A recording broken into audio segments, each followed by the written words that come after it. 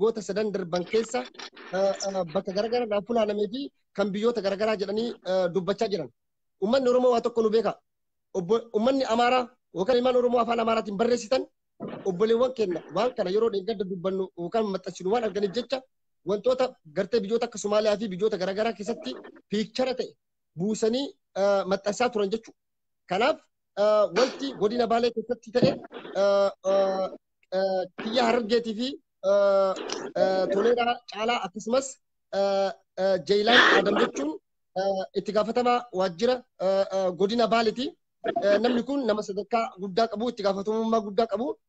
Ganama kana akkuma lafaa ka'aniin ani rafne akka guyyaa kaleessa irraa gammaan rafne yeroo lafaa ka'u maal agaree duula bifa qindaawaa ta'een barruu wal fakkaataa sheeriin ispeeshaal ta'e haasaa ajaa'ibaatiin waajjiraaleen garagaraa warroonni dalagan aangoonni walirraa fuudhaa waan kana walitti dabarsaa turanii jechuudha.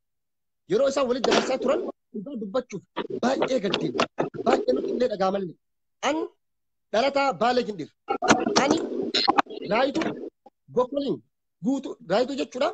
Ardaa kaloo barbaadan harbuca barbaadan hunda isaa keessa jechuudha. Yeroo vaakeeshinii barnoonni ji'a lama cufaa jiru abbeeronni kiyyaa maatiin abbaa kiyyaa waan achi jiranii achi dhaqee loon tiksaa ture jechuudha.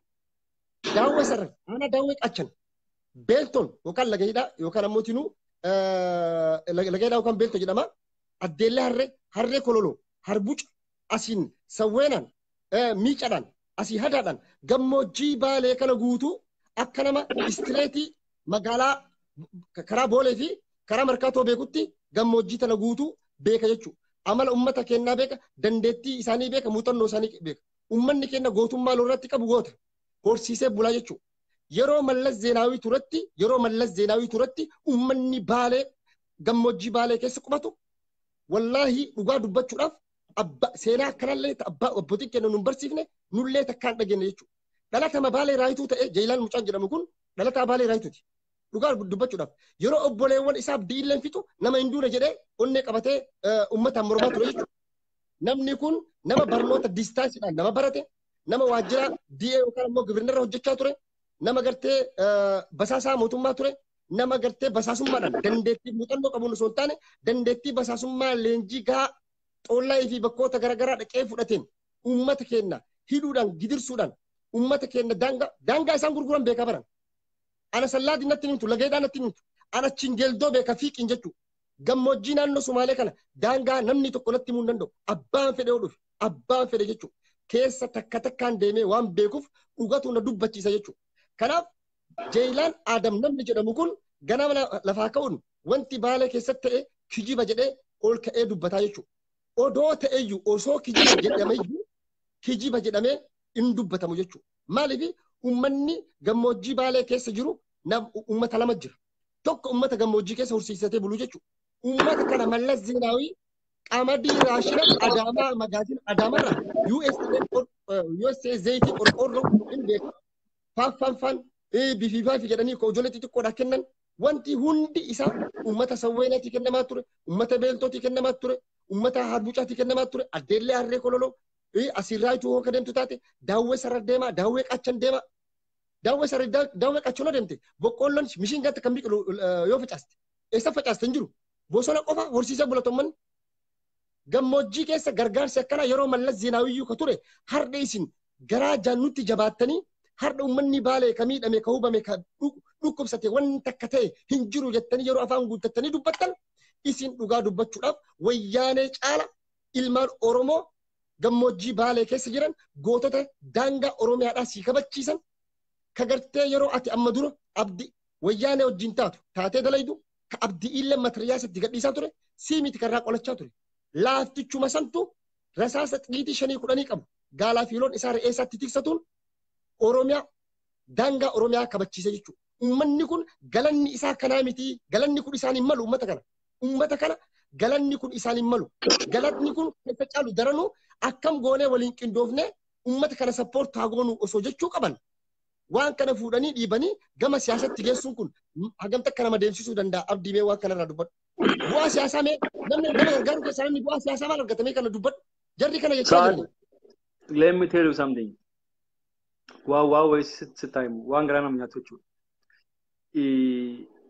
ijoollee wahii beeytee biyya Saudi Arabiyaa kanarraa galanii beeytee amma daataa walii kaameraa hunda bitatanii beeytee akkasuma mallee namni wahii namoonni akka 3-4 ta'an biyya Awurooppaa kanarraa deemanii daataa walii qabachuuf siigalee namoota buqqa'e kanneen nama meeqa akka ta'e akkasumas iddoo gargaarsi jiru dookumantarii hojjechuuf deeman. Ijoollee san tumanii caccabsanii deebisan jechuudha.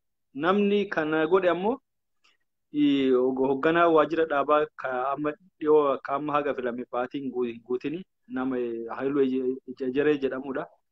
Nama ummata keenya fixaa bahee itti gaafatamaa waajjira lafaa maal gaafa turetti nama lafa Oromoo gurgurachaa bahee akkasuma ammallee yeroo waldaa misoomaa maalii waa hoogganaa ture gaafasis maallaqa ummataa nama saamaa ture nama wayyaanii waliin qeensa ijoollee Oromoo buqqisiisaa turedha. Nama kana obbo Addisuu Araggaatti natti fakkaata namni aangorra kaa'uu danda'u. Fidee baalirra kaa'e nama uummanni Oromoo nu haa hidhamu jedhee gaafachaa ture. Kana sababa siikaas qaba. Rakkinni uummata Baalee maaliif akkanatti hammaatee yoo ka jennu taate information argachuun sirrii malee ulfaata. Maaliifi kaabineen haga gandaatti wal ijaarteerti. Wal ijaartee mee namnummaan xiqqoo sammuu qabu. Namni xiqqoo sammuun isaa yaaddu gargaarsa nama daa'ima beelahee du'u jiru akkamiin nyaata?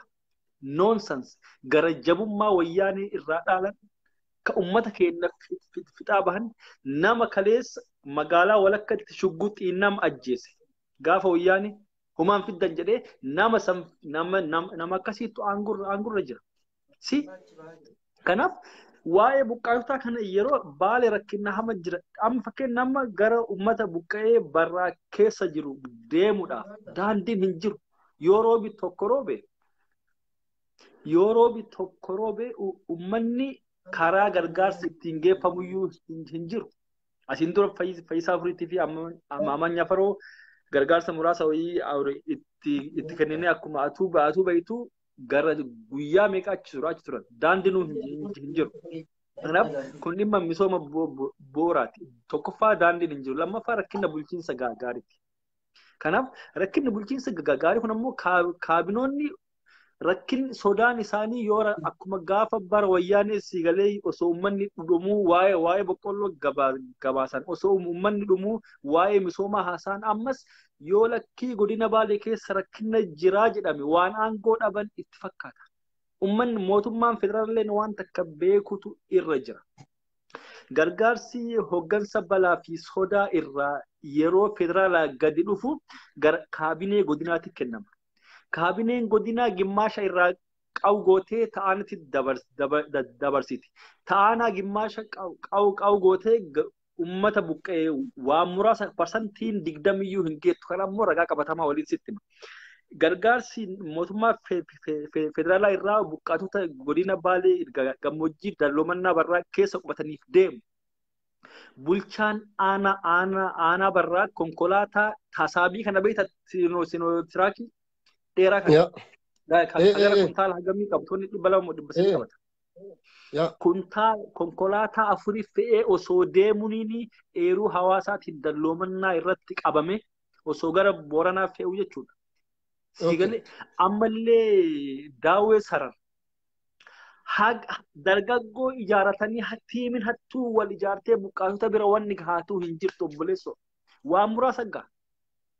Siigalee maallaqa federaala irraa gadi dhufa amma nama rakkina main point kiyya mannaa hubadhu. Basically itti deemna rakkoo jiru mara.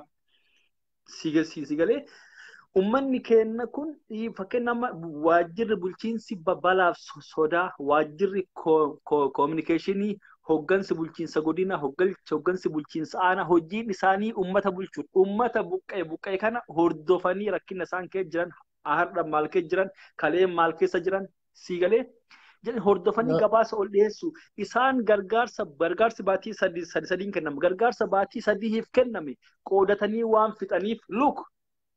Gargaarsi olii gadi dhufe qoodatanii fixan osoo guyyaa 15-20 hin gahin ummanni beelee akkamiin dhumee gaafii jedhutu olii itti gad dhufa. Gaafii kana owwaaluudhaaf maal godhanii ummanni hin beelofne jedhan. Waa'ee maallaqa nyaatamee midhaan gurgurame jechuudha. Kanaaf mootummaan illee waan kana hubachuu qaba. Kabira ammallee hawaasnummaan kennayyuu biyya alaatirraa yeroo gargaarsa geessu baay'izoo reyaalitii takka haa hubannu.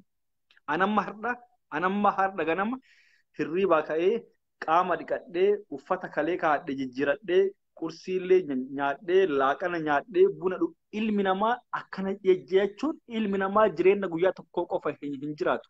Namni guyyarraa waan nyaatu fedha, waan dhugu fedha, fayya jira. Kanaaf gargaarsi uummanni hawaasni keenya ka biyya alaatii godhu kun yeroo muraasaaf dhaqanii suuraaf viidiyoo waraabanii deebi'uuf yeroo muraasaaf namoota muraasa sarvaayiv gochisiisuu hin danda'a. Garuu itti fufiinsan gargaarsi alaa godhamu kun bu'aa takka hin qabu. Mootummaalleen maqaa isaa dhuunfachuuf jecha fakkeenyaaf gargaarsi hin beekamu yoo inni yuuseediin hundi jaraaf iddoo uummanni itti beeleetti gargaarsa hin geessan. Kanaaf suuruu gargaara turan obboleessoo nu gargaarsa irdaataatiin guddannee jiru abboo. Gargaarsi kun amma osoo uummanni kun hin buqqa'in iyyuu biyya Itoophiyaa tanaaf raashina kennamaa ture. Kanaaf feesii biyyattiitiif jedhamee uummanni beelahuu hin qabu. Kanaaf gargaarsi banaa ta'uudha qaba. Gargaarsi Itoophiyaa iyyuu bira dabarree mootummaa Itoophiyaatiyyuu bira dabarree intarnaashinaal ta'uu qaba. Nama 100,000 oltu godina Baalee keessa jira. Daa'imman dheengadda dhuma argiti. Nama 5 maangudditti waggaa 60 kalee galgala doote. Belarra kan hin himaminoo meeqa ammallee iddoo wahii ka uummanni hin beekne kallee golbaa iddoo jedhamtu buqqaatota gara nama 10,000 jira. Achirraa namni guyyarraa ofirraa harca'a. Uummanni dhuma uummanni. Kanaaf rakkinni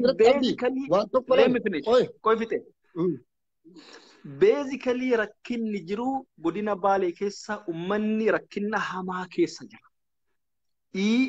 Warri jiraattonni maanuu jiraattonni horsiisee bultoonni kan amma tireef maqaa dhoofte gammoojjii keessa jiran rakkinna hamaa keessa jiru. Buqqaatonni ammoo sandaran rooba jira. Aduu jira muka jalatti uummanni daa'imman dhumaa jiran. Kanaaf ammoo gargaaramuun isaanii dirqamaa kabira ammallee wanti rakkinna uummata kanaatu akkanatti wanta godhe rakkinna bulchiinsa gaarii kaabinee dullatti kaleessas uummata keenya fixa turte ammas kunoo hoogganaa waajjira kominikeeshinii godinichaa gadi bahee osoo hin saalfanne uummanni beela hin jiru jechaa jira. Maaliif gargaarsa baay'ee namichi kun mootummaa naannoo Oromiyaatti ol hin guddatin naannootti maaliif jecha kana jechuu isaatiin naannoo Oromiyaatti ol fudhatama jechuudha. Oopidoo keessatti dur namni nama hiisisu, namni nama ajjeesisu, namni dhiiga namaatiin harka dhiqate qofatu aangoo argachaa ture ni beeyna. Keessa jiraachaa ture, keessa dhalannee keessa guddannee ka ollaa kennallee ni beeyna. Maal akka inni ta'e, ka wajjin nyaannee dhuynullee maal akka ta'e hunda kennaa wal beeynaa jechuudha. Tokko qabxiin tokko wannan tokko barbaadu tokko information fakkeenyaaf. Jalqaba yaadatta jaarsa qallaa kaameeraa footoo kaasee namni baase. Eenyu Arafaatii bara. Oopidoo wata kana turtee jirti. OBN yeroo kana turee jira.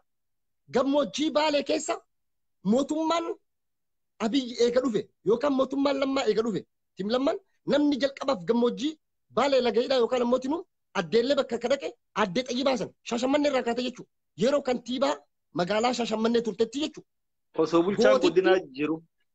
Dhiira bulchaan godinaa aanaa lakkaa'u aanaa beeka ganda beeka yetaa qan. Eessa beeka? Boqoliin fa'aa beekama boqoliin yetaa qatan. Buttuufaa bareediin fa'aa eessa beeka bareediintu fa'aa harbuuca fa'aa eessa yetanoo beekamu. Maannim soo kan nyaagamu warra jiru takka takkaan ganda sanguutuu keessa deemnee beeyina keessa dhalanne keessa guddanne keessa re'ee tiksiree keessatti aana dhuyne demma nyaanne keessatti jechuudha. Kanaaf wannan jechuu barbaadu tokko maali?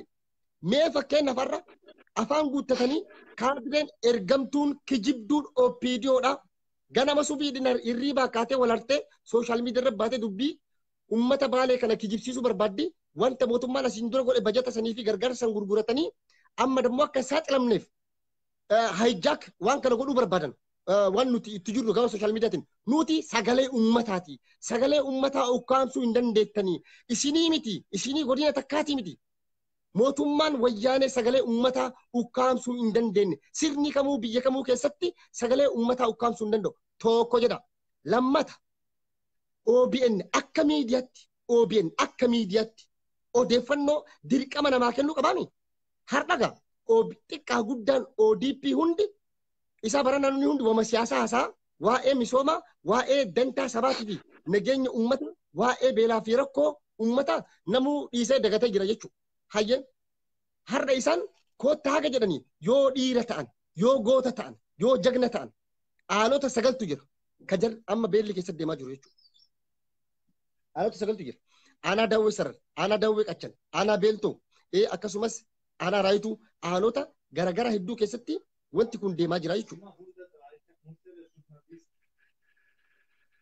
Deemaa jira jechuudha.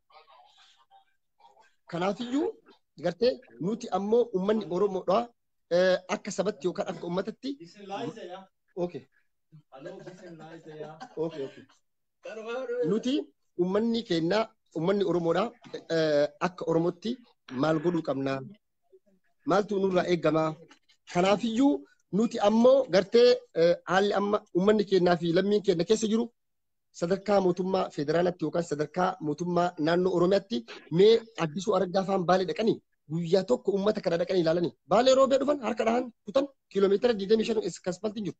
Kanaa achitti uummanni keenya uummata Baaleetiif wanni bu'aa inni buusan mootummaan kun godhe gama misoomaatiin haa ta'u gama dinagdeetiin haa ta'uuti xiyyeeffannaa yoo itti kennee beeka koottaa yoo barbaadan kaameeraa fi maali yoo dhiira taatan OBN miidiyaa uummataatiin aanota 9 jiran gandoota gara 32ti gandoota kana keessa deemaati interview godhaati uummata agarsiisa. Yaada uummata dhagaa mee uummanni irra kanneen nun beelofne gargaarsan barbaannaa jedhuti. Koo dhiira ka ta'an taate jechuudha. Face to face dirretti bahanii guyyaa tokko sanuu Usmaan Hukumeetii fi Abdusalaam OMN qabatanii aanaa addeellee qillisaa iddoowwan garaagaraa dhaqanii turan. Boka yaadatu taate abdii. Iddoo sanuu dhaqanii OMN waan gaafsan inni gabaasa agartee jirti. Ijoolleen gadda gargaarra ka gogaan jara akkasii bade. Mee arra warroonni kaadeen ODP OPDOdha. Magaalaa keessa teettee qurxuun ija bal'aa, xibsuun ija bal'aa, qiqqil maraquun ija xaxxaa ilma isaa mana barnoota gaariitti barsiisaa, siree gaariirra rafaa, bishaan qabbanaa dhugaa, biddilii ibsuufatee qorraa fi adurraa mana keessa bulaa, jireenya gaarii jiraachaa haadha Finfinnee taa'ee kan inni itti bilbilu maali? Okay, Saad. Yeah. Sagalee wajjin si jeeqaa jiran natti fakkaata. Ijoollee ittimi waa'ee biyyaa haasa'u jira ittimi. Kanaaf amma wanta akka filama akka dubbachuu barbaadu jira. Inni guddaan waan garaa nama nyaatu jechuudha. Waan sirrii malee waan ilmi namaa hin goone. Namni namummaa qabu tokko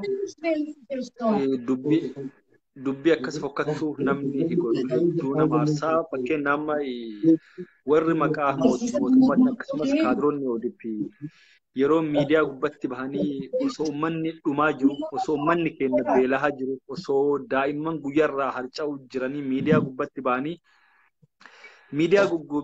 bahanii wanti kun soba kan isaan jedhan siigalee hedduu garaa nama nyaata. Kanas wanta hubachuu qaban ammaa miti. Let me tell you ammaa miti gaafa wayyaanee saniyyuu sagalee uummata keenyaa ukkaamsuun hin danda'amne. Baalee naannoo Oromiyaa jala mootummaa naannoo Oromiyaatiin bultii ka jedhu uummanni keenya gaafii kana gaafataa jira. Mootummaa kamtu nu bulchaa jira? Warruma kaleessa uummata fixaa bahe, warruma kaleessa uummata ajjeesaa bahe to'adhallee uummata keenya irra taa'ee uummata keenya qircaa jira.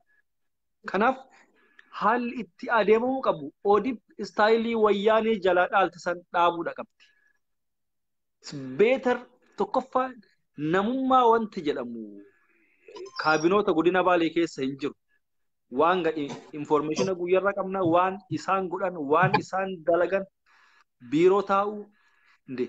Bar waan nama aarsu nama Finfinnee taa'u jira Saadam hoggansa waajjirichaati baatii jaha qofaan gabaasa ol dhiheessa. Gabaasa kijibaa bichaa waan akkanaa gogodhee maali allaga dhumate hojiyyuu hojjetan.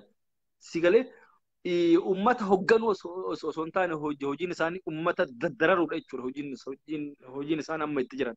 Kanaaf akkamitti itti adeemu qabnaadha. Muummichi ministeeraa Dr. Abiy Ahmed akkuma inni jedhe nama isin hin taane lubbuu qabaa biiroo keessaa gadi darbaadha.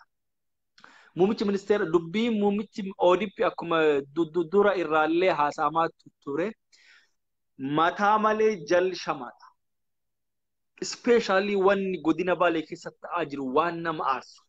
Hoggansa midhaan ummata beelahee nyaatu. Hoggansa sagalee ummata dhumaa jiru dhoksu. Hoggansa osoo ummanni dhumu jiru akka paantii bulchaa godinaa nurratti jijjiiru malee bu'aan takka hun mara hattuma nurra gadi fidu malee ammallee kakaleessa gobbatti ummata keenya nama siidaa Haaji Adam Saaddatu dhaabsisuu dadhabee amma bulchaa godinaa godhan nama tiitaayi without any education nama wanta amma waan baay'ee kana itti deemne kun rakkina Baalee furayyuu.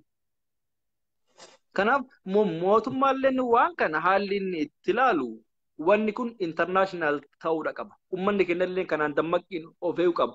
Kabiraan mallee maqaa uummata kanaatiin daldala hedduutu hojjetame. Warra qaama mootummaa namoota dhuunfaa amma booda maqaa uummata kanaatiin saantiimiin takka nyaatamuu hin qabu. At least fuuldura dhaabban. Abbaan fedhe.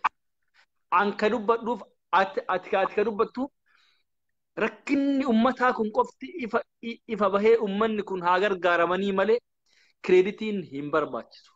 Kana hojjedhee wanni kun naa kafalamu qabaan hin barbaachisu. Kana beekutu barbaachisa.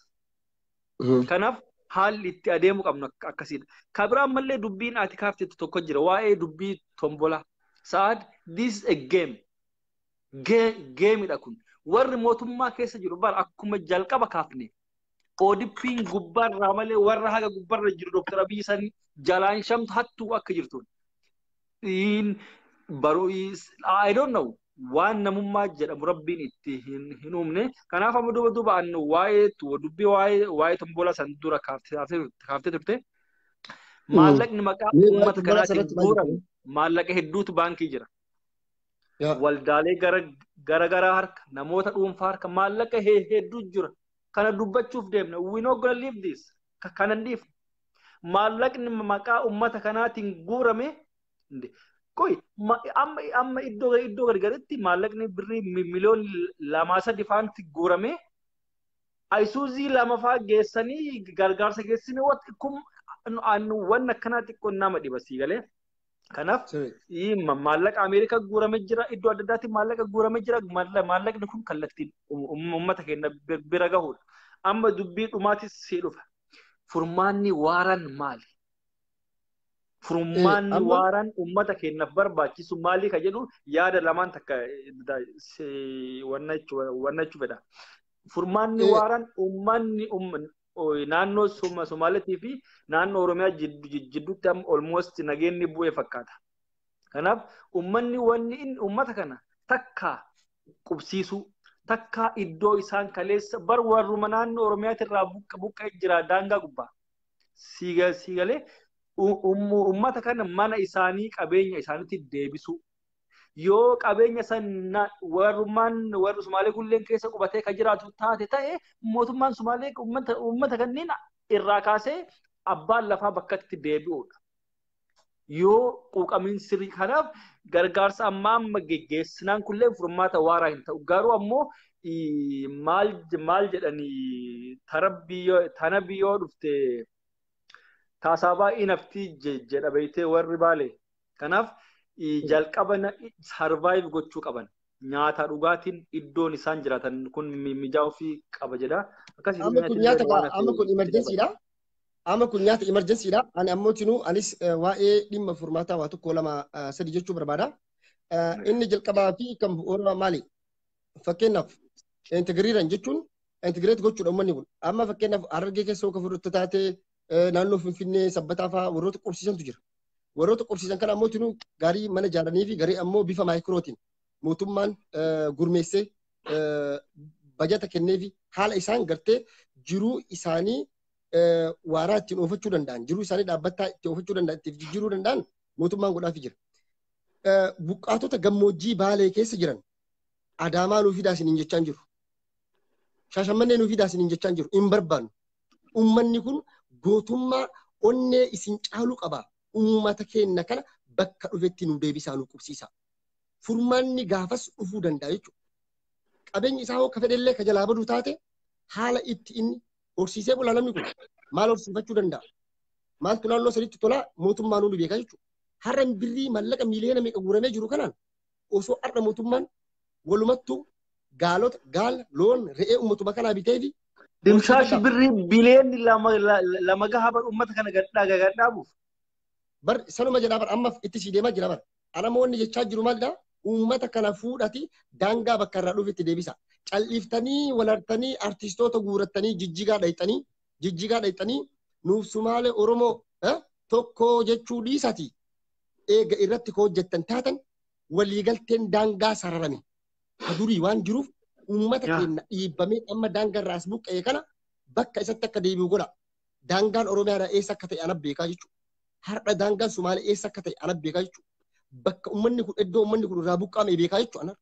Uummanni sun har'a liyyuu poolisii lolee dhufe daangaa isa qabatame wada haalaa alaaf agaffagame. Hin afagaffagne achuma jira jechuudha. Akkasumatti amma nageenyi uumamaa jira. Sumaalee wajjin araaramne jira. Dhaqaniiti uma sirbanii waa'ee maarree maalayaan yaasuu osoo hin taane uummanni kun daangaan Oromiyaadhaa seeraan rifarandamii jira. Rifarandamiin asiin dura godhamee jira. Kaartaan jira. Baramma no, they don't need to do something. Decision haroo kennuun qaban. Decision haroo hin barbaachisu. Waanuma gaafa daangaa seerarra jiru. Amma laal ishii qoy fakkeenyaaf furmaata namni tokko uummata kana waggarraa kun waggaa sadii iyyaa jira bar uummata Baalee obboleessa kiyya maal taate Jarman keessa yaadatta mallaqa yeroo meeqa akka guurattu gama community karaa Timoojiitiin haa ta'uutii gama jamaa musliimaatiin haa ta'uutii mallaqa hedduu guuraan ture nu mallaqa kana waggarraa guuraa ooluun waggarraa ammuma qalawu waan dhufu nyaataniituma akkaa'uu osoo hin taane uummanni kun haala itti deebi'ee ijaaramuu danda'u. Kana ka godhu ammoo cinu koree waan kana dhaabdu ture. Koree waan kana dhaabdu eessa faa dhaabdi? Warra Adaamaa dhufe dhaabdi, warra Shashamannee dhufe dhaabdi, warra Finfinnee dhufe dhaabdi, warra godina addaa naannoo Finfinnee dhufe fi magaalaa keessa dhufe dhaabdi malee lubbuudhaaf gammoojjii saara san keessa gartanii raayyaa abbaa maccaafaan awwaara baatanii awwaara isaanirraan gara galu garte san keessan deemanii amma warri amma fakkeenyaaf abbootii gadaa jedhanii warrooti abbootii amantaa jedhanii jaarsolii biyyaa jedhanii koree uummata kana deebistee dhaabdu kashuuman ka muudan kun gammoojjii san keessa sa'a lamaaf guyyaa tokkoof ta'uu hin danda'a. Dhugaa dubbachuuf wal sobuun hin barbaachisu.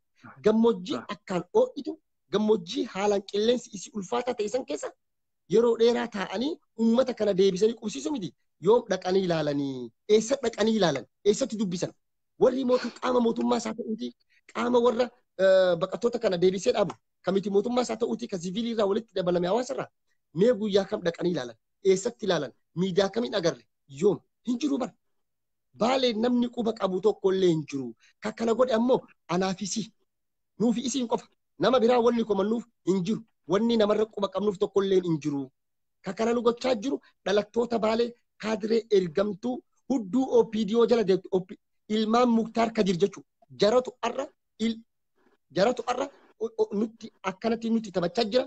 Keessattuu namni ammallee nutti taphachaa jiru jaarsolii kenna abbootii kenna jechuudha warra nu dura turan gartee sooftiweerii TPLF warroota fe'ate warroota OPDO'n bireen washi isaan goote jaarsolii isaa ta'anii abbootii amantaa isaa ta'aniiti warroota gurguddaa kanatu ammallee lafa jalaan nu dabarsaa jira jechuudha. Tokko kana qeerroon maal ta'e nummaan qeerroon biyya Jarman jiru haa ta'uuti biyya keessa jiru haa ta'uuti neetworkii akkamii qabna ijaaramiinsa akkamii qabna wal quba qabna har'a silaa osoo wal quba qabaannee tokkummaa akka qabaannu taate wal dhageennee wal jala hiriiru taate uummanni keenya kun beelaaf saaxilama. Baaleen badhaarrallee Baalee hunda beelee jechaatti hin jiru gammoojjii qofaa bara. Arroo ati gindiir hin deemte haroo deemte jaarraa deemte dalloo sabiroo deemte dinkitti bullaalla sinaana asiin gooroodhaan bakka feete asiin aga diishottoo godhuftu taate garbuu fi qamadii lafti akka Baalee oomishtu Itoophiyaa keessa iyyuu numa hin jirre. Uummata waggaatti yeroo lama oomisha. Uummata waggaatti yeroo lama rabbiin oomisha kenna jechuudha. Uummata gammoojjii kana rakkachaa jira malee Baalee guututti beeloftee jirti rakkattee jirti jechaatti hin jiru. Kanaafuu furmaanni jiru maalidha? Uummata keenya mootummaan hatattamatti bakka isaan dhufanitti deebisee akka nuu dhaabu gaafan. Furmaanni jiru kana tokko. Isaan kana dhaabuuf ammoo mootummaan kophaa isaa ta'e osoo hin taane nuti hawaasni Oromoodhaa jaarsoliin biyyaa abbootiin amantaa warri ala jirtanii miti warra biyya keessa jirtan sagalee keenya kana biraan nu gaha. Nuti biyya alaa jirra. Sagalee uummata keenyaa yoo taane malee waan humnaan gargaaruu dandeenyu dinagdeedhaan hamileedhaan yaadaan bira dhaabbachaa jiran ummata keenya piliis ummata keenya deebisaati bakka itti nuu qubsiisa ummata keenya gaafas furama saantii biyyuun kenninaaf yaa dhumani gaafas hin gargaarina gaafas yoo bakka isaanitti deebistan ummanni keenya mee lubbuun haa dhumu ka jiraatu hin jiraata ka dhume kana booda waggarraa ji'arraa baalee beelofte baalee rakkatte akka hagayoom dhagawaa itti fufuu dandeenya mee abdii kana maal jettanii yaa sa'a dubbii guutuu bara atuu fixxe kanaaf tokkoffaa kaamara billeen nu argu lafa irrattis wantoota hamma dandeenyu waan dandeenyu godhaatuma jirra garuu gahaa miti amma gargaarsi biyya alaa kulleen jiraachuun gaariidha ummanni fakkeen nama yoo nama lubbuu nama kuma tokko baraarte waan guddaadha garuu basically ummanni kun furmaanni isaanii guddaan ka ummanni keenyallee gaafachaa jiru iddoo irraa buqqaanetti mana keenyatti qabeenya keenyatti nu deebisaa jechaa jiran siigalee kanaaf I think amma akka haala amma jiruun lubbuu nama tokko baraaruufiyyuu tattaaffii guddaatu godhamaa jira gara mootummaatiin miidiyaa gubbatti jechuudha garuu loojikali namni hardhallee gammoojjii keessatti dhumaa jira namni hardhallee gammoojjii keessatti dhumaa jira daa'imman dhumaa jirtu sagalee dhagaa jirra guyyarraa gaafata information nu ga'u hedduu waan garaa nama nyaatu galee immoo waan emotional nama godhuudha garuu amma hundaa keessa deemuun hin barbaachisu amma akkami ummatu wanti nurraa eegamu gargaarsi biyya alaatirraallee hamma danda'ameen itti hafu waldaaleen garagaraa kan maqaa ummata kanaatiin maallaqa guuranii irra ta'an ayisuusii tokko gargaarsa qabatanii deemanii harcee ayisuusii takkaa qabatanii deemanii suuraa kaanii gadhiisoo osoo hin taane maallaqni guuramee dhibbatti ummata kana bira ga'uu qaba kaabinoonni godina baaleetirra teettee ummata kana fixu midhaan ummataa nyaattu seeratti dhiyaachuu qabdi aangorraa ari'amuu qofa osoo hin taane seeratti dhiyaachuu qabdi yoo hin taane akkuma Dr. Abiyyi jedhe nama rakkina qabu nu itti hin eeginaatii qabaatii biiroo keessaa gad darbaa'edha ummanni keenya ejjennoo mataasaa fudhachuu qabaas biratti nama isa nyaatu nama isa waan nama ummata keenya haala hagana gahuun dararu jiru kanaaf ejjennoo mataasaa irraa fudhachuu qaba ummanni maaliif nama si ajjeesu nama si haatu nama dhugaatee owwaaluu hoggana kiyya jettee waliin jiraachuu hin dandeettu inni dhuma abdii mee carraata kanakin aayidaa wayitu na dhufila mee obboleessi kiyya ilmaan oromoodhaan nu daawwachaa jirtan dhugaa haa dubbannu haqarra haa dhaabbannu sabaaf haa hojjennu sabaaf haa dalaynu sabaaf haa jirannu ummata keenyaaf jechuudha maaliif akka isin hin jedhu taate mee fakkeenyuma fudhadhaa yeroo ammaan kana biyyattii Itoophiyaa akka bulchaa jiru ummata Oromooti moo ummata Habashaa yookaan miidiyaa Habashaatti ka jedhu laala hadha naannoo Geediyootti rakkoon tokko dhalatee yoo ka jedhan taate miidiyaan isaa dubbate yookaan ummanni Habashaa farsi miidiyaa irratti Abiyyi baro kaadire miti Abiyyi dhugoomsee bar kantiibaa magaalaa Finfinnee takkala uumaan osoo nafin addee mufarriyaatu osoo nafin ministeeronni biyya san keessa jiran hanga jeneraaltota waraanaatiin bahutti kulliin isaa biddilibsii maarree kontiinara makiinan itti fe'anii uummata akkasitti qobsiisaa turan. Mee dhugaa dubbannu mee ilaala obboleeyyan kiyya. Dhugaa dubbachuu uummanni Geediyoo haga uummata Baalee kana rakkan. Dhugaa dubbanna uummanni Geediyoo sun haga uummata Baalee kana hin rakkannellee haga uummata Baalee kanallee hin ajjeefamnellee akka isaanitti illee qabeenyi irraa saamamee akka isaanitti harka qullaan dhaabbanne. Propoogaandaa miidiyaatti amananii jechuudha. Har'a hoo sadarkaa kanatti Oromoon akkana ta'a osoo dhagahaa jiran. Shimallisummaan faan addisuu argaa warrumatti xiqqoonis warrummaa akka aanaayyuu takkaa dhaqeen beeku bara. Ka godina mee ka godina Baalee takkaa isaa dhaqee warra buqqa'ee kana guyya tokko gargaaru agartanii jirtanii. Addee xayyibaa takkitti yeroo kantiibaa turte achirraa dhufte malee innummaa godina Baalee keessa godina meeqa jiroo jetteen hin beeku bara. Aanaa meeqa jiroo jetteen ganda meeqa jiroo jetteen ayaa qabu. Jeta xaafallatin wata waajjira seenu aanaa 18 qabna. Ookee aanaa 18 keessa gandaa kana jira.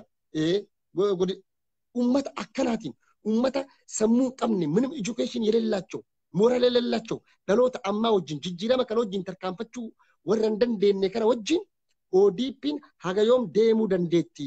Godina Baalee godina Oromiyaa guutuu keessa wallaahi laazim namni akka Baalee miidhame tokko illee hin jiru. Gara kamiinuu jechuudha. Mee laale kafeete biyya feete bakka feete hodheete misoomni xiggi diras no. Nuti bar Shaashamanni irraa roobee bicha asfaaltii jiru. Kiiloomeetira 35 kiiloomeetira 40 guu. Bilbila jidduu nuti okay bishaan hin jiru, ifaan hin jiru, dhugaati wanni jaalli jiru namni akka Baalee miidhame hin jiru jechuudha. Kanaaf OPDO'n haga yoom fakkeenyaaf sagalee Habashaa qofa taatee yookaan sagalee namaa taate osoo arra Maqalee irraa waa ta'ani osoo arra naannoo Amaaraa waa ta'ani wallahi tokkoffaa kana qabichi wallahi ni abiyyu madhiisati warruma naannoo Oromiyaa isa ka godinaa kun dhaqa ka godina Baalee kun dhaqa sadarkaa akkanaa kanarra jirra jechuudha. Kanaaf uummanni kun uummata kennaaf jiraatamoo propaganda siyaasaa isaanii tolfachuu Saar kun gaafii hunda kennati. Saar beeyte garaan maalii baachuu hin dadha. Amma sii galee uummanni Oromoo uummanni Oromoo guutuu rakkina hamaa keessa jira beeyte. Garuu ammoo tokko dhaabanii jedhan sii galee haalli jiru xiqqoo gaarii miti. Kanaaf sii galee waanuma hundayyuu hin dubbannu jennee sii galee callifnee birbira dabraa jirra. Garuu dubbiin yoo lubbutti nama galtuu nama guyyarraa lubbuun harcaatu waan na aarsu keessa jechuudha. Waan na aarsu keessa lubbuun ilma namaa eegaa wal qixa taate. Yeroo geediyootti rakkinni waa ta'u kantiibaa ministeera nagahaati muummicha ministeerati hooggantoota waajjira ODP jinni hunduu wal guurtee achi yaatee iyyiti. Gaafa iddoo hundatti jechuudha. Garuu gaafa Oromoo kana at least responsing godhan deebiyyuu hin kennan kun nama gubu. Yeroo bulchiinsi jirutti ati uummata kana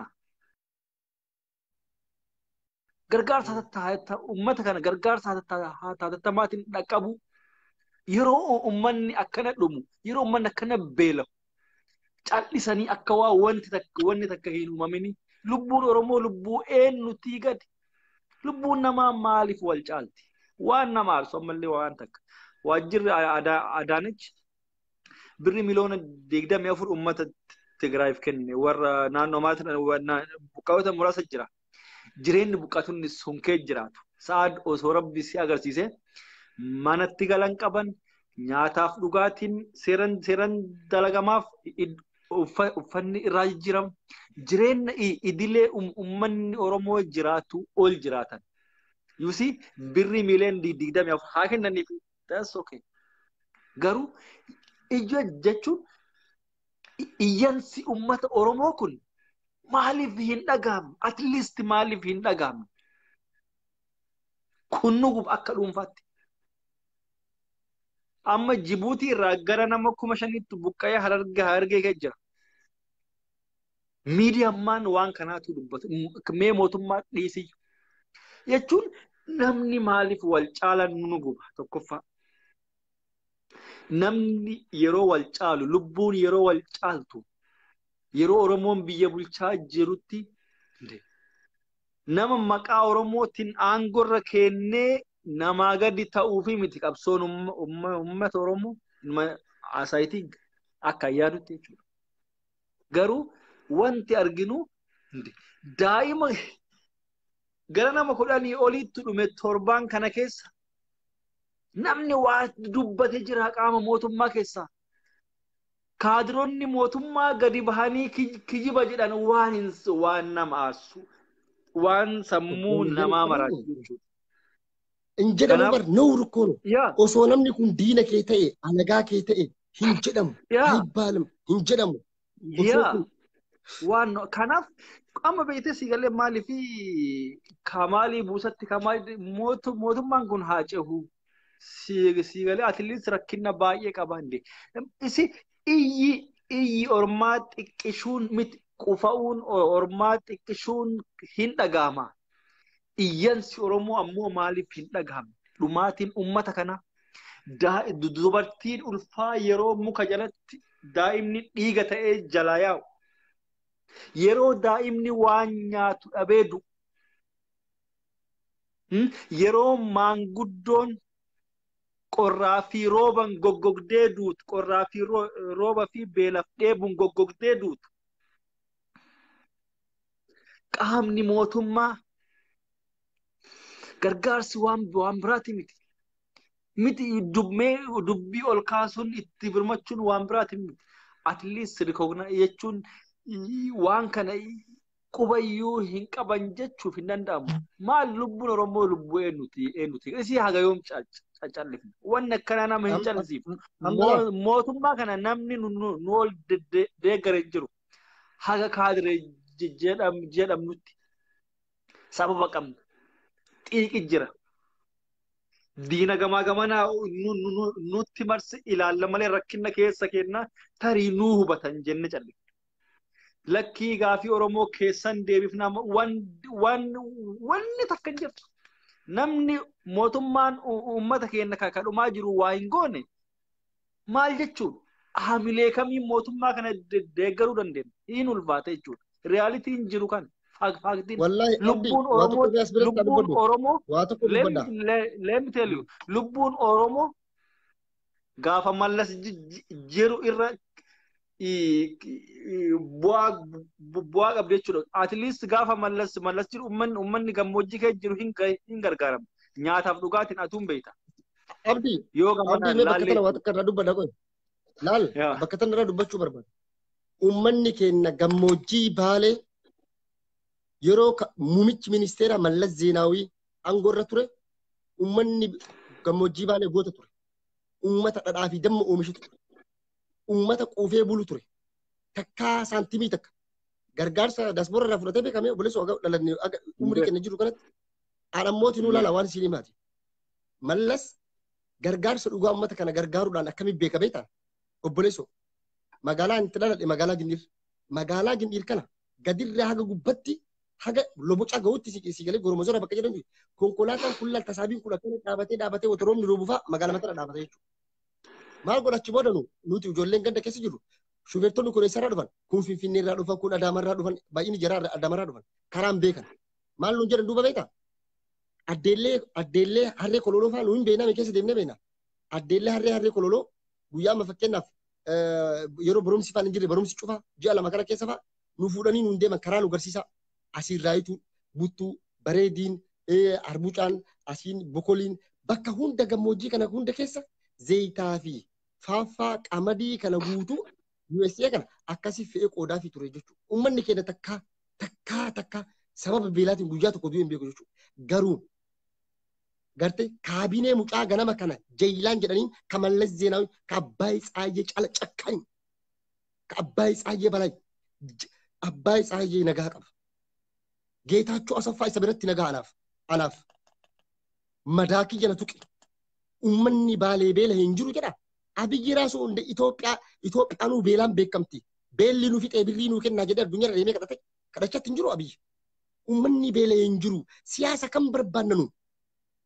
Nyaata uummata beeleef mallaqa guuraa gargaarsa magaazina keessaa baasaa geessa maal nu garsiisina? Gaaf kam nu garsiistan? Eessatti nu garsiistan? Yoom aanaa kamirra ganda kam keessa nu garsiiftan?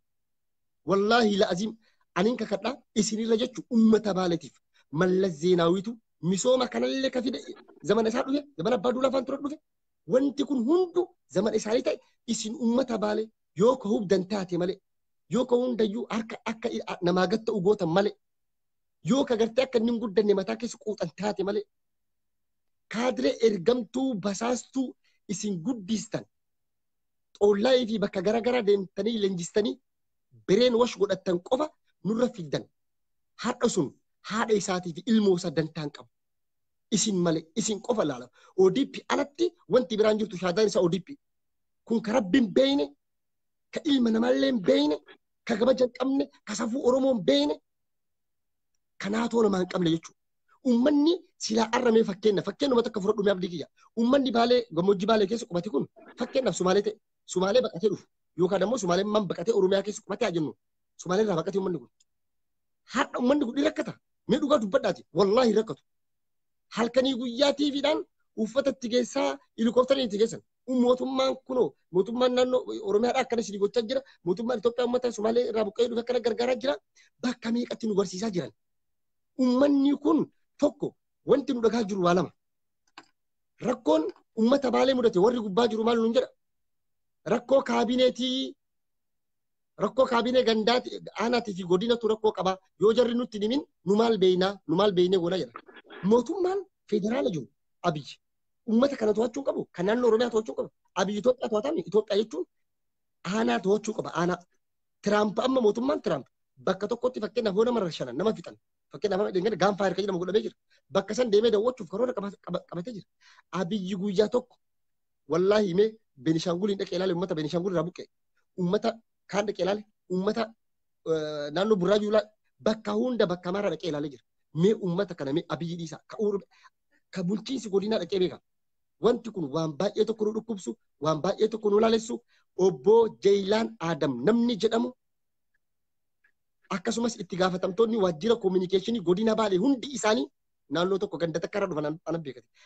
Laalama itti gaafatamaa waajjira kominikeeshinii Baalee Gindir ganda walta'iitii dhufe aanaa Gindir jala bulti. Ka amma Jeeyilaan Adam jedhamu kun dhalataa raayituu haa ta'u malee faamiliin isaa beeziin isaa walta'ii kana qubatan jechuudha. Uummanni walta'ii keessa jiru kun guruuppiidhaan gareedhaan ta'ee dur garee maa waa basaasaa turan garee wal ijaaraa turan garee dhalallee aangoo walii hiranii aangoo walii qoodanii uummata keenya kaan abaa ola jedhanii biyyaa ari'anii biyyaa baasanii kaan basaasanii kaan garafsiisanii kaan torchi goosisanii kaan baaratti fixanii kaan achiin Yamanitti taree kun Suudii jira kun Awurooppaa jira akkasitti nu bittinneessanii nu facaasanii dajanfaa wajjin bara dheeraadhaan waan maal akka isaan dalagaa turan ni beeyna jechuudha. Uummata Abbaay Tsaayee caala cakkaanyi ta'adha akkana siin jedhe. Oromoodhaan akkana jedhee bara. Mee abdii maaltu si dhagahama? Namni tokko rakkan hin beelofne kijiba holola Facebook irra oofu. Min ayna politika akkam nu bu'aa maal irraa arganname? Mee saantimii nuu kafalamu kam akkaawuntii kamitti nuu galanuuf? Namni akkana jedhu kun alagaafuu hin jedhamu diinaaf hin jedhamu. Ayibbaalam hin jedhamu. Kanaafiyyuu warroota kana atattamatti mootummaan kaabinee kana mootummaan naannoo Oromiyaadha. Atoo Addiisuu Araggaafan obbo Shimallis Faan atattamatti nurraa kaastanii ijoollee quuqama sabaa qabdu quuqama lammii qabdu bakka rakkoon jiru atattamatti isin wajjin neetwork taatee dalaguu dandeettu yoo kan finne taate ummanni keenya wanni isinitti fincileef tokko hin jiru jechuudha. Kana booda ummanni keenya fincilaan deefanna eega yoo finciliin deebii eega kadhanne utubaan haga dhiibanii haga dhiisan qaba jechuudha Oromoon. Kanaafuu nu dhiibne dadhabne jira kana caala yoo ka isaan taran taate ummanni keenya wanni inni fincilee ka'ee sagalee isaan dhageessisneef tokko hin jiru jechuudha. Wareegama barbaachisu kafallee godina keenya jijjiiruu ni dandeenya jechuudha. Nama kamiiyyuu gadi hin jiru jechuudha. Nama kamiituu gadi hin jiru jechuudha. Nuti waan isinitti amanneef, waan isin qeeballeef, aksabti silaa ragnaachuu, waan daangaa isinii kafachiisuuf, ummanni kun eenyu qaba. Kanaafuu waan baay'ee tokko namatti dhagahamu gochi Jeeyilaan Adam irra dubbate waan baay'ee tokko nama gaddisiisu, nama naasisu, waan baay'ee tokko nama dallansiisu, waan nama tokko nama mootummaatii miti bara ka'andi taraa nama taraa tokkorraa wanta eeggamne dubbate namni kun xiqqaatadha. Yoo seeratti illee dhiyeessin taate resign sila amma biyya faranjii taate resign aangoo gadhiisuu qaba. Daqiiqaa takkatti gara siyaasaa fi bulchiisaa lammatan bootu. Yeah, Saad, I think amma clear goona. Saad, I think live Saad irrallee haasofnee namoonni haara dhufan waan takka gaafachaa jiranatti fakkaata. Siyaasa fi uummata maaltu walitti fide nama gaafii tana deebisuu fedha nama kana. Wait. Viidiyoo keenya jalqabarraa irra deebii ilaali. Viidiyoo keenya jalqabarraa haasaa turre irra deebii ilaali. Deebiin biraa akkasii kennu hin jiru. Fakkeenya amma buqqaayota godina Baalee keessatti buqqaanii guyyaarraa namni dhumaa jiru kana hooggantoonni waajjira kominikeeshinii miidiyaa gubbaa bahanii namni beela'ee hin jiru kijibaa jedhanii kan biraa ammallee wanti isaan kana jedhaniif ammoo gargaarsi mootummaa federaalaa irraa baatii sadiin kennama. Gargaarsa baatii sadiin kennamu kana isaan walakkaa ol hin gurguratanii warri aanaa irra jirus walakkaa ol hin gurguratanii sigalee parsantiin uummata bira gahu parsantii 15 hin gahu kan buqqaayota bira gahu. Gargaarsi baatii sadiif mootummaa federaalaa biraa dhufe guyyaa 15 keessatti dhumata. Achi booda gargaarsi sun eessa gahee akka hin jedhamneef isaan waan kana ka'uumanii kan biraa ammallee rakkina bulchiinsa gaarii guddaatu godinicha keessa jira. Hattummaa malaammaltummaa akkasumas waan himamee hin dhumne hedduutu jira. Sa'a laayivii kennallee sa'a tokko ol dabraa jira. Namni booda dhufee ilaaluulleen akka hin ifanneef hordoftoota ilmaan Oromoo sooshaal miidiyaa gubbatti nu hordofaa jirtan tarii haasaa keenya keessatti yoo kanarraa maqnee nuuf kolchaa jenna ilmaan keessanii obboleeyyan keessanii nu gorfadha jenna akkasiitis aadii wanni jettu yoo jiraate dhaamii bakka viidiyoo haa gabaabsisu. Sekondii bakka waa jechuu barbaada wannan jedhu tokko maaliidhaaf ilmaan Oromoo keessattuu dhalattoota godina Baalee neetwork ta'uu qabna biyya keessattis biyya alattis nuti ummanni keenya hagayoom nama abdanna hagayoom mootummaa abdanna ummanni Baalee bar hoo ka yaadattu taate gaafa ummanni Beenishaangul buqqa'u Dambidolloo dhaquudhaaf minibaasiin beektaa miti 30 oltu Baalee rooba irraa ka'e hoo ka yaadattu taate እንደዚህ አይነት ummata akkanaa kabajamaadha har'a garuu yeroo ummanni keenya kana rakkatu naannoo biraan eegnu naannoo biraarraa eegomiinsi tokko hin barbaannu eenyuun eeyna sammalee yoo yaadatte gindhiirri ramar ijoolleen gindhiirri effeessarrii meeqa isuuzii meeqa qamadii fe'anii achitti midhaan buusaa turan jechuudha. Isaan irraa hafee ummanni keenya kennaafii ture jechuudha. Kun hundi jaalala ture jechuudha. Garuu yeroo ummanni keenya akkana rakkatu kanatti abbootii qabeenyaa isaa ta'uuti Oromoon hawaasa biraa yeroo nurraa callisu nutti dhaga'ama. Maaf nutti dhaga'amne? Kabeelaa jiru kan rakkachaa jiru obboleewwan keenya haadha keenya. Isaan kun Oromoodha. Hundi isaanii ilmaan abbaa gadaati. Kanaafuu ummata kana bakka jirtanii ummata kana cinaa dhaabbadhaa. Ummata kana cinaa dhaabbadhaa koominiitiileen abbootii jarmaaleen amantaadhaa koominiitiileen hawaasaa siviil sosaayitiin hundi isaa hoo ka danda'amu taate godinaalee Oromiyaa keessa ummata kanaa silaarra birmachuutu isin barbaachisa ture jechuudha. Yoo barbaadde kaabineen ummata kana ammallee nadhiite kaabineen tun ammoo yoo kan jijjiiramne taate fincilli Oromoo irratti akka deemu yeroo gabaabaa keessatti eeggadha. Lubbuu nama tokkoo baastanii wallaallaa achi boodallee itti aanaa kan jechuu barbaadu kana dhumarratti wannummaan jedhu kan biraan jiru. Yaa akkasii saadamma uummanni nu hordofaa turelleen viidiyoo yaada dheeraa kaafnee mari'achaa turre. Kanaaf waan hedduu nama gubuuf fakkeen nama hooggantoonni mootummaa hedduun Addisuu Araggaa Faantii akkasumas hundi isaanii yeroo iddoo wayiitti rakkinni uumamu fiiganii ka'anii dhaqanii kan Oromoo kan ammoo zeeroon kee I don't know why. Ina kana kawalumaan itti allutaa uummata Oromoo kaaniif ammoo wanti handaamu waan wahii naadachiifte. Minisoota irratti gargaarsi uummata Baaleetiif yeroo 3 qophaa'e. Namni achitti argame nama 10 hin caalu. Garuu gaafa uummanni gaafa gargaarsa garagaraa godhamaa ture keessatti uummanni Baalee waan danda'u qarqaraa ture. Har'a garuu hawaasni illee uummanummaan Oromoo illee waan kan ignoor gochaa jira. Wanni hubatamuu qabu hawaasni beelahee uummata buqqee dhufee fi uummata gammoojjii keessa jirudha. Akka gargaarsa uummata Oromoo keessa uummanni Baalee hafee hin beeku.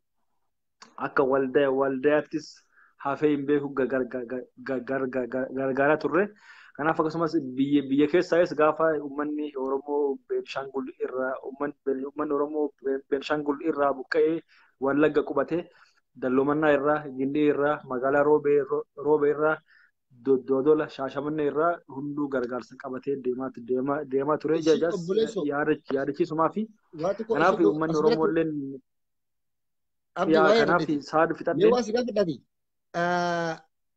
natti fakkaata hawaasni Oromoo mallaqa walitti baasee boottii siinootiraakii tokko bitee ture na fakkaate. Boottii siinootiraakii bishaan deddeebisu. Karaayyaa abbaa mancaa afaan bitanii geessanuu yaadatte. Yerata boottii bitanii ture. Boottiin maa sun har'a eessa jira maalirra jira? Yoo na kaabineen konkolaataa afurii bar. Konkolaataa afurii bar. Waan namaa. Kaabinoon waan isiin namaa. Karaa ittiin dalagaa jiran jedhan dhagayaan. Boottee uummanni maallaqa biyya Suudi Arabiyaatti gannaqee bitate. Bakka garagaraatti baasan karaa baadiyyaa ittiin dalagaa jiran jedhan banna obboleessi. Kontiraaktaratti kireessanii bara. Kontiraaktaraa kireessan uummanni Beelaaf dheebuun dhumaa bishaan sila boottee uummanni biyya alaatii bitee Ustaaz Raayyaa fa'aatti achi geessan. Bootti sanis maraafaa nama isaa dubbiin waan baay'eedha. Viidiyoo irratti yaada baay'ee kaafne beekte. Yaada baay'ee kaafne yaadni amma we don't have to go more. Amma more hubannaa gochuu hin qabnu. Maraafuu hinga hardhaa fi kanaaf uummanni Oromoo kan hubachuu qaba. Uummata kana bira haa dhaabbannu. Koomitiileen garaagaraa kan maqaa uummata kanaatiin gargaarsa guuraa turtan maallaqicha gadhiisaa jennaa. Mootummaanis uummata kana bira haa dhaabbatu. Uummanni kun bakka buqqee deebuu qaba jennaa. Warroonni kaabineen uummata keenya nyaachaa jirtu hagan kaanitti nus hin dhiifnu qeeqa kenna. Galatooma ulfaadhaa waan nu hordoftanii fi sagantaa biraatti walitti deebinaa. Kan isin wajjin turre Facebook obboleessa keenya Sa'ad Yuusuf irratti Annaa Abdii Xayyibaa Qooti walitti deebinaa. Haasawa keenya keessatti yoo dongorri dhiifama isin gaafannaa. Waan nama aarsu hedduu jira. Xiqqoo emotional illee ta'uu dandeenya. Maaliif waan aarra fi nama guba.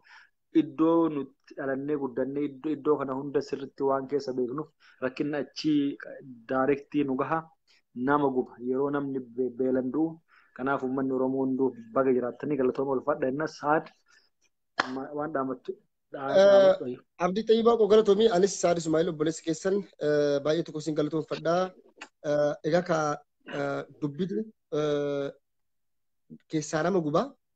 Kanaafiyyuu yoo ka xiqqoo dallannee sararraa baanu taatellee nu obboleewwan keessanii nuti ka uummataati nu gorfachuu dandeessanii karatti nu deeffachuu dandeessanii sanii ammooti nu yoo ka namoota bofachiisanii jiraattellee afuufna lillaa ofiis hin gaafanna isin jechuu barbaadaanis sagantaa kennarraa asumarratti goolamnaa borgaa odeeffannoowwan garaagaraa walitti kurfeeffannee dhufnaa torbeen kun ka torbee baaleeti. Ka borommoo peejii abdiitiin dhufuu dandeenya agarsiistuu ammoo nagaa keessa nu jiraadha inshallah.